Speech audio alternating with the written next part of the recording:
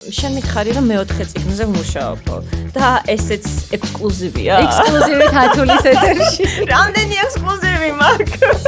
სტუნებაში ვარ ერთ-ერთი პერსონაჟი. გაგანდო თუ კი, აუცილებლად მაგამანდო.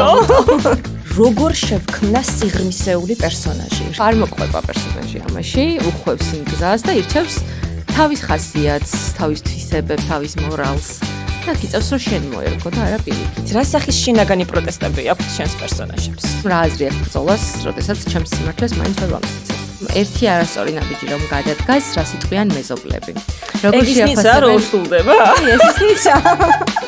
რამდენად ცდილობ რომ შენი პერსონაჟი იყოს არამხოლოდ ინდივიდი, არამედ ზოგად საკაცობრიო სიმბოლო? არიცი ვინ ხარ?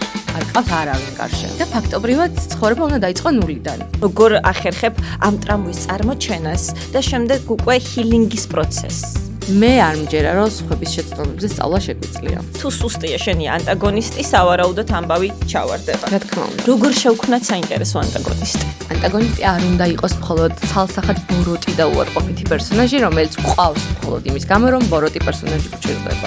ძალიან ემოციური იყო იმ დროს ჩხუბისას, ისრო და რამეს ყვიროდა. ყველაზე მეტად ვაწამე და ყველაზე მეტად დავტანჯე. აღიარება ხელის გულზე რომ გამოვიდა.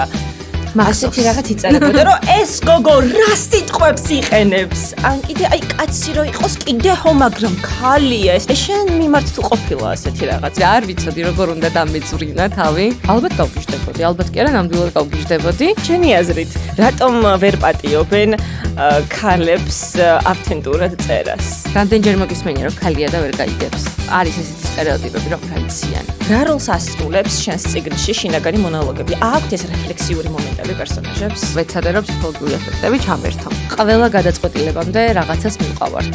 თავგანწირვა მარტო ის არის რომ მოკვდე, არა, თავგანწირვა რომ შენთვის ვიცოცხლო.